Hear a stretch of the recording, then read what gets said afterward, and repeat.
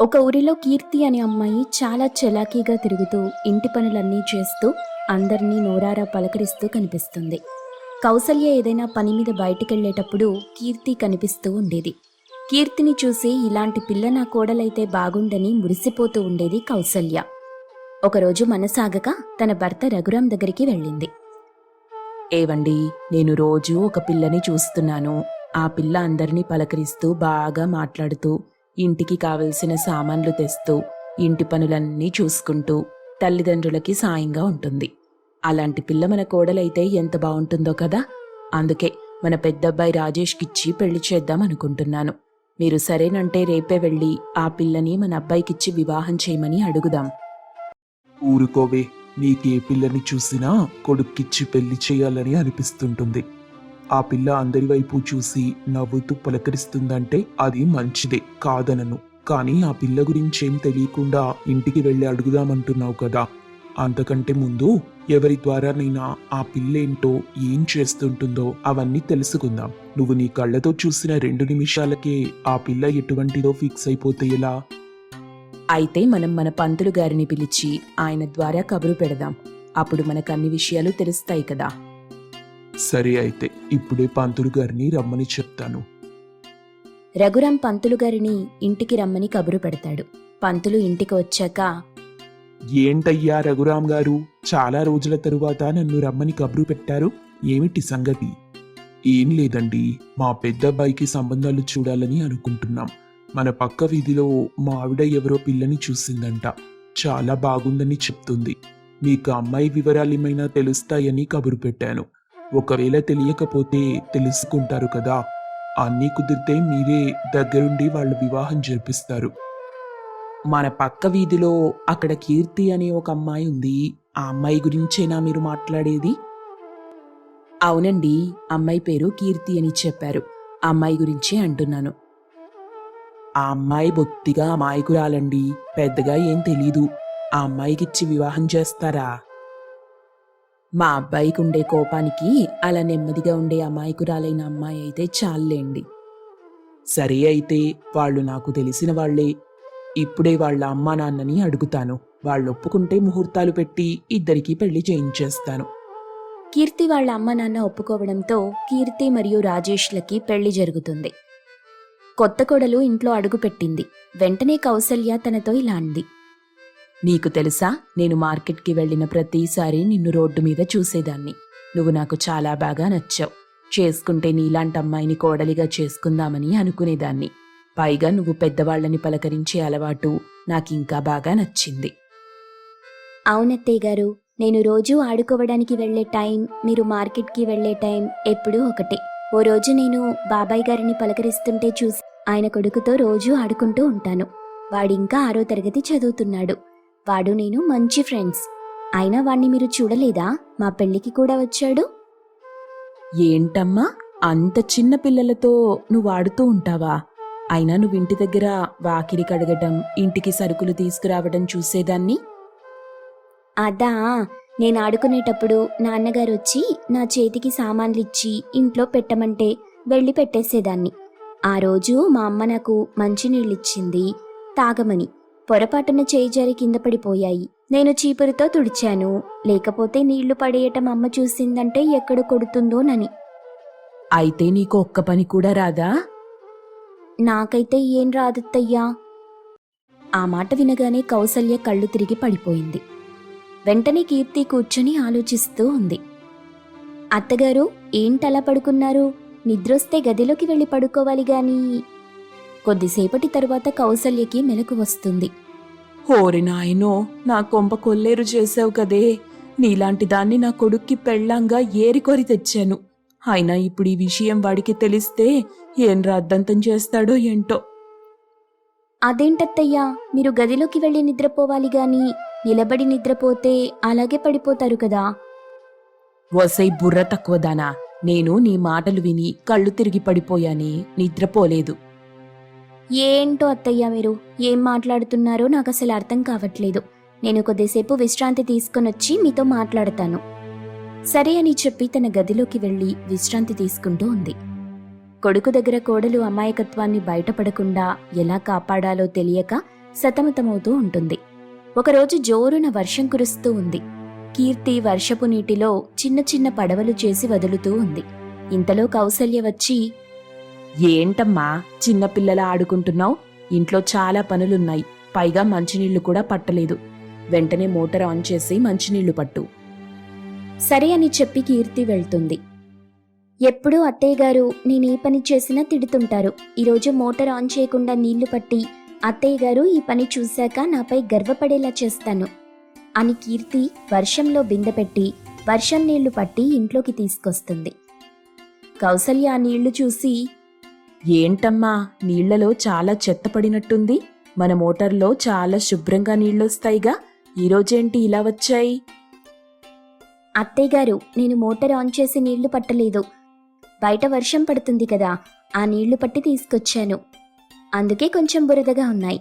చూసారా, నేను motor on చేయకుండా నీళ్లు పట్టి తీసుకొచ్చాను.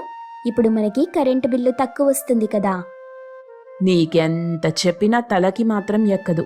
బయట వర్షం పడే నీళ్లు పట్టుకొస్తే ఆ నీటితో వంట చేయమంటావా?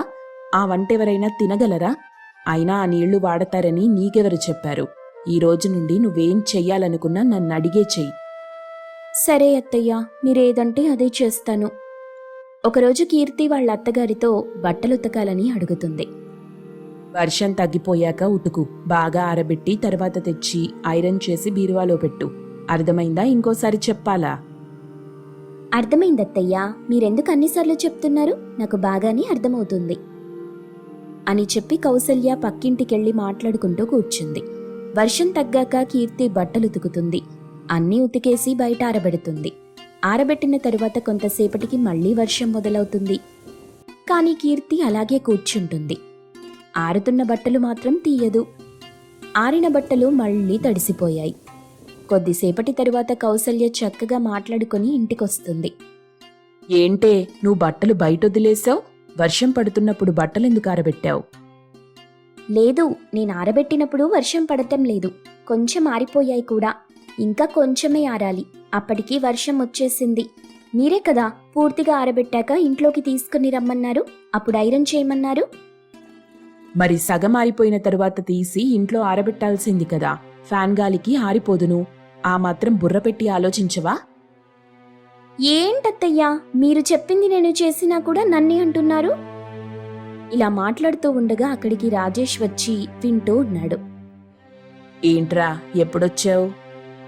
నేనిందాకే వచ్చాను. అవునా, మీ ఆవిడని మందలిస్తున్నానని బాధపడుతున్నావా ఏంటి? తను బయట బట్టలు ఉతికేసి మర్చిపోయి నిద్రపోయింది. అందుకే నిద్రపోయే ముందు బట్టలు తీయాలని చెప్తున్నానంతే. అమ్మా, తన అమాయకురాలు, పెద్దగా తెలియదని నాకు అర్థమైంది. నువ్వు కవర్ చేయాల్సిన పనే లేదు. నేనేమంత తెలివి తక్కువ వాడిని కాదు. అయినా తన అమాయకురాలని తెలిస్తే నేనేమైనా అంటాననుకున్నావా ఏంటి? అలా ఏం లేదు, నేనేమీ అనను. అయినా నువ్వు పని చెప్పే ముందు తనకు విడమర్చి చెప్పాలి. తప్పు నీది, తనది కాదు. నువ్వెంత కసిరినా ఎంత తిట్టినా తనకి తోచినట్టే చేస్తుంటుంది. పని ఎలా చేయాలో ఎప్పుడు చేయాలో నువ్వు చెప్పేసి వెళ్ళిపోవటం కాదు, దగ్గరుండి తన చేత చేయిస్తూ ఉంటే కొన్ని రోజులకి తనకే అలవాటైపోతుంది. అప్పుడు నువ్వు బయట సోదులు వేసుకోవడానికి వెళ్ళిపోవచ్చు. అవునరా, నువ్వు చెప్పేది నిజమే. నేను దగ్గరుండి చేయించవలసింది. కానీ చెప్పాను కదా, చేస్తుందనుకున్నా. ఈసారి నుండి దగ్గరుండి చేయిస్తా. ఆ తర్వాత నుండి కౌసల్య దగ్గరుండి అన్ని పనులు ఎలా చెయ్యాలి, ఎప్పుడు చెయ్యాలని చెప్పి జాగ్రత్తగా నేర్పిస్తుంది. మీకు కూడా ఇలాంటి వాళ్ళెవరైనా ఎదురయ్యారా? అయితే మాకు కామెంట్ రూపంలో తెలియజేయండి. రవి, గిరిజ అన్నా చెల్లెళ్ళు ఇద్దరూ బయట ఆటాడుతూ ఉంటారు. లలిత ఇంట్లో వంట చేస్తూ ఉంటుంది. ఇంతలో సురేష్ ఆఫీస్ నుండి నైట్ డ్యూటీ చేసుకుని మార్నింగ్ ఇంటికొస్తాడు. హాయ్ లలిత, గుడ్ మార్నింగ్. ఏం చేస్తున్నావు? హాయ్ అండి, ఇంటికొచ్చేసారా? పిల్లలిద్దరికీ ఈ రోజు నుండి సెలవులిచ్చేశారు. అందుకే వాళ్ళు కాస్త తొందరగా లేచి బయట ఆడుకుంటున్నారు. స్కూల్లో ఉండుంటే పొద్దెక్కే వరకు వాళ్ళని బ్రతిమాలుకోవాల్సి వచ్చేది. పిల్లలెవరైనా అలానే చేస్తారు లలిత. చిన్నప్పుడు నువ్వు కూడా స్కూలుంటే ఎంతసేపు నిద్రపోయేదానివో ఏమో. ఇప్పుడు నీ పిల్లలకి బుద్ధులు చెప్పేస్తున్నావు. నేనేం కాదనటం లేదు. కాకపోతే బయట ఎండలు బాగా పెరుగుతున్నాయి. ఎండల్లో ఆడటం వల్ల పిల్లల ఆరోగ్యం పాడైపోతుంది. మీరు పిల్లల్ని బాగా గారాబం చేయటం వల్ల వాళ్ళలా తయారయ్యారు. ఇంకా పిల్లల గోల ఆపి కాస్త వేడిగా కాఫీ పెట్టుకునిరా, చాలా తలనొప్పిగా ఉంది. లలిత కాఫీ పెట్టుకుని వచ్చి సురేష్కిస్తుంది. సురేష్ కాఫీ తాగుతూ ఏదో మైకంలో ఆలోచిస్తుంటాడు. సురేష్ని చూస్తూ లలిత, ఆఫీస్ నుండి రోజూ వచ్చే ఈయన చాలా యాక్టివ్గా ఉండేవాళ్ళు, ఈరోజేంటి ఏదో ఆలోచిస్తున్నారు? సురేష్ కాఫీ తాగేసి లలితతో ఇలా అంటాడు. లలిత, నా మనసు ఈరోజు ఏదో భారంగా అనిపిస్తుంది. మా ఆఫీస్లో ఫ్రెండ్స్ అందరూ మదర్స్ డే కోసం వాళ్ళ మదర్స్కి మంచి మంచి గిఫ్ట్స్ ఆర్డర్ పెడుతున్నారు. నాకు కూడా ఒక గిఫ్ట్ ఆర్డర్ పెట్టాలనిపించింది, కానీ నాకంత అదృష్టం లేదు. బాధపడకండి, మీ అమ్మగారికి మీరంటే చాలా ఇష్టం, కానీ తనకిష్టం లేని పెళ్లి చేసుకున్నారని ఆవిడకి మీ మీద కోపం. మీరు కూడా ఒక మంచి గిఫ్ట్ ఆర్డర్ పెట్టండి, తీసుకుని మీ అమ్మగారి దగ్గరికి వెళ్తే మీ అమ్మ సంతోషించి మిమ్మల్ని దగ్గరికి తీసుకుంటుందండి. మా అమ్మ సంగతి నీకు సరిగ్గా తెలీదు లలిత. మా అమ్మకి పౌరుషం ఎక్కువ, పట్టుకుని వెళ్ళినా నా ముఖం మీదే కొడుతుంది.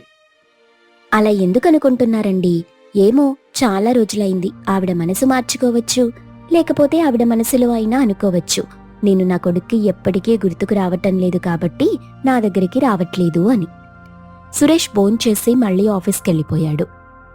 సురేష్ వాళ్ళమ్మ సుజాత, నాన్నగారు పాపారావు తమ కొడుకు ఇష్టం లేని పెళ్లి చేసుకున్నాడని పక్క ఊళ్ళో ఉంటున్నారు.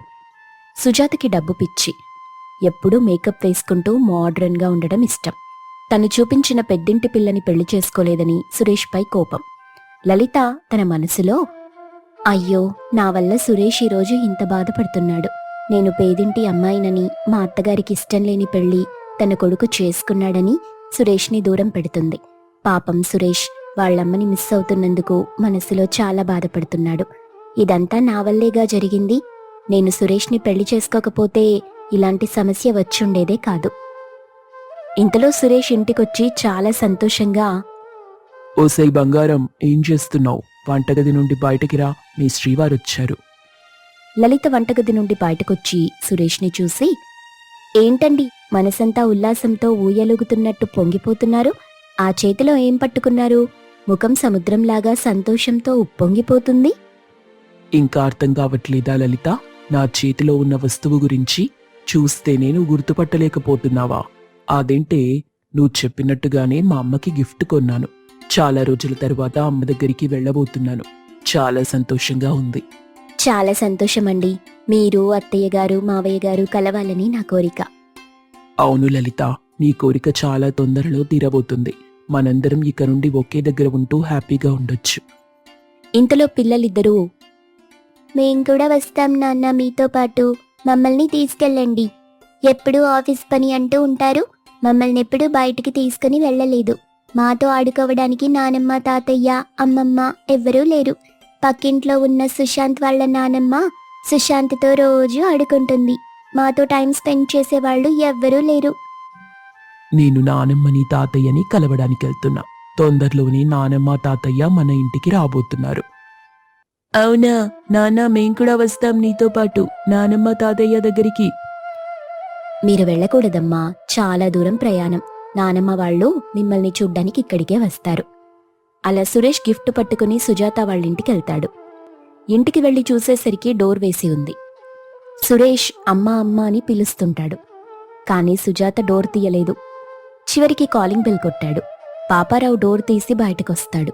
కొడుకుని చూడగానే ఏమనాలో తెలియక అలాగే అక్కడే ఉండిపోతాడు. నాన్నా, నన్ను గుర్తుపట్టారా? నేను మీ కొడుకు సురేష్ని. ఎలా ఉన్నారు? అమ్మెక్కడుంది? నా పైన కోపం ఇంకా పోలేదా? ఈరోజు మదర్స్ డే నాన్న, అమ్మకి గిఫ్ట్ తెచ్చాను. మీ అమ్మ సంగతలా వదిలే గాని నా కోడలెలా ఉంది? మీరిద్దరు బాగున్నారా? ఎన్నాళ్ళైందిరా నిన్ను చూసి అని మనసుకు హత్తుకుంటాడు పాపారావు. బాగున్నాం నాన్న, మీరెలా ఉన్నారు? అన్నట్టు చెప్పడం మర్చిపోయాను. నా కొడుకు కూతురు మిమ్మల్ని చూడాలని ఆరాటపడుతున్నారు. అవునా సురేష్, మనవడు మనవరాలు కూడా పుట్టారా? వాళ్లతో ఆడుకునే భాగ్యం నాకు ఆ భగవంతుడు ఇవ్వలేదు. ఈలోపు పూజగదిలో ఉన్న సుజాత, ఏంటండి డోర్ తీసి చాలాసేపయింది, ఎవరితో అక్కడే ఉండి మాట్లాడుతున్నారు? ఎవరొచ్చారో ఒకసారి నువ్వే బయటకొచ్చి చూడు, నీకొక సడన్ సర్ప్రైజ్. ఏంటండి ఆ సర్ప్రైజ్? అని బయటకొచ్చింది. బయటకొచ్చి చూసేసరికి సురేష్ కనిపించాడు. సుజాత కోపంగా, మనల్ని కాదని పెళ్లి చేసుకున్న వాళ్ళు ఎవరో వస్తే ఇంతసేపు మాట్లాడడం అంత అవసరమా? వాణ్ణి వెంటనే ఇక్కడి నుండి పంపించేయండి. అమ్మా, నన్ను క్షమించు అంటూ కాళ్ల మీద పడ్డాడు సురేష్. ఈరోజు మదర్స్ డే అమ్మా. Happy mother's day. నీకోసం గిఫ్ట్ తెచ్చాను. నాన్న నువ్వు కలిసి మా ఇంటికి రండమ్మా. ఏంటి? నేను మీ ఇంటికొచ్చుండాలా? అది జరగని పని. నా ప్రాణం ఉన్నంత వరకు మీ ఇంటికి గడప కూడా తొక్కను. నువ్వు డబ్బులేని అమ్మాయిని పెళ్లి చేసుకుని పేదవాడిలాగే మిగిలిపోయావు. నువ్వెప్పుడు ధనవంతుడివైతే అప్పుడే నీ ఇంటికొస్తాను. ఇక్కడి నుండి వెళ్ళిపో. పాపం సురేష్ గిఫ్ట్ అక్కడే పెట్టి ఇంటికెళ్ళిపోతాడు. సుజాత, నువ్వు చేసిన పని నాకేం నచ్చలేదు. వాడింత తప్పు చేసినా తల్లి అని గుర్తుపెట్టుకుని ఈరోజు నీ దగ్గరికి వచ్చాడు. కానీ నువ్వేం చేశావు? కాలుతో తన్నేసినట్టు పంపించేశావు. వాడు మన సొంత కొడుకు, మన రక్తం పంచుకు పుట్టిన ఒకే ఒక్క బిడ్డ. వాణ్ణలా పంపించడానికి నీ మనసులా ఒప్పింది? అవును, నీకే బాధ అనిపిస్తుందా? నాకు కూడా మీకంటే 100 రెట్లు బాధ అనిపించింది. ఆ రోజు చెప్పిన మాట వినుంటే వాడు అందరిలాగా పెద్ద స్థాయిలో ఉండేవాడు. ఆ కోపంతోనే వాణ్ణి పంపించేశాను. ఇప్పుడు వాణ్ణి చేరదీస్తే వాళ్ళు పై స్థాయికి వెళ్లలేరు. అందుకే మనసులో ఇష్టంగా ఉన్నా బయటికి కోపంగా నటించాను. నీలో కూడా ఇలాంటి జాలి మనస్తత్వం ఉందని నేనిప్పుడే తెలుసుకున్నాను. సుజాత, పైకి గట్టిగా అరిచిన మనసు మాత్రం వెన్నపూస. ఎప్పటికైనా మనం మన కొడుకు దగ్గరికి వెళ్ళిపోదాం. అలాగేనండి, ఆ రోజులు తొందరలో రాబోతున్నాయి. సురేష్ ఇంటికొచ్చేసరికి లలిత ఎదురుగా వచ్చి, ఏవండి వచ్చేసారా? అత్తయ్య మావయ్య గారు బాగున్నారా? అత్తయ్య గారికి మన మీద కోపం తగ్గిపోయిందా? మనం అనుకున్నట్టుగా అక్కడేం జరగలేదు. మా అమ్మకి మన మీద ఇంకా కోపం పోలేదు. మనం పేద పరిస్థితిలో ఉన్నామని, మన దగ్గర ఎక్కువ డబ్బు లేదని ఏకతాళిగా మాట్లాడి ఎప్పటికీ మనం కలిసి ఉండడానికి వీల్లేదని చెప్పింది. పాపం లలిత చాలా బాధపడింది. ఈలోపు పిల్లలిద్దరూ బయట నుండి ఆడుకుని వచ్చి అమ్మ ఆకలేస్తుందని అడిగారు. ఏదైనా కొత్తగా బిర్యానీ చేసి పెట్టవా అని అడిగారు. అలాగే అంటూ లలిత ఆలోచిస్తుంది. బాగా ఆలోచించి నూడిల్స్తో బిర్యానీ చాలా కమ్మగా చక్కగా చేస్తుంది. వంటగది నుండి సువాసనలు గుమగుమలాడుతున్నాయి. ఏంటి లలిత, వంటగదిలో ఏం చేస్తున్నావు? అంత మంచి సువాసనలొస్తున్నాయి. ఆ వాసన పీల్చుకుంటే నా కడుపులో ఎలుకలు పరిగెడుతున్నాయి. అదెంటో తొందరగా పట్టుకురా. ఈరోజు కొత్తగా పిల్లలు బిర్యానీ చేయమని చెప్పారండి. నూడిల్స్తో బిర్యానీ చేశాను అని తెచ్చి పిల్లలకి సురేష్కి వడ్డించింది. ఆ నూడిల్స్ బిర్యానీ తిని సురేష్, అబ్బబ్బా, ఎంత అద్భుతంగా ఉందో! రెస్టారెంట్లో కూడా ఇలాంటి నూడిల్స్ బిర్యానీ ఎవ్వరూ చెయ్యలేరు. చాలా బాగుంది లలిత. నాదొక చిన్న ఐడియా. మనం బాగా డబ్బు సంపాదించాలంటే కొత్తగా మనం కూడా ఒక రెస్టారెంట్ పెడదాం. ఆ రెస్టారెంట్లో నూడిల్స్ బిర్యానీ స్పెషల్గా పెడదాం. అలా మనం ఎక్కువ డబ్బు సంపాదించొచ్చు. అలాగేనండి, ఖచ్చితంగా రెస్టారెంట్ పెడదాం. 2 రోజులు పోయాక కొత్తగా రెస్టారెంట్ ఓపెన్ చేశారు. ఆ రెస్టారెంట్ పేరు సుజాతమ్మ రెస్టారెంట్ అని పెడతారు. ఆటోలో ఊరు మొత్తం సుజాతమ్మ రెస్టారెంట్, ఈ రెస్టారెంట్లో స్పెషల్ నూడిల్స్ బిర్యానీ చాలా రుచిగా అద్భుతంగా ఉంటుందని అనౌన్స్మెంట్ చేస్తారు. ఏవండి, మన ఊళ్ళో కొత్తగా సుజాతమ్మ రెస్టారెంట్ ఓపెన్ చేశారంట. ఎవరు పెట్టుంటారు? రెస్టారెంట్ అంటే ఈ ఊళ్ళో నువ్వు తప్ప మరింకా సుజాత అనే వాళ్ళెవరూ లేరు. ఇంకెవరు పెట్టుంటారు? నా కొడుకు కోడలు నీ పేరున రెస్టారెంట్ పెట్టుంటారు.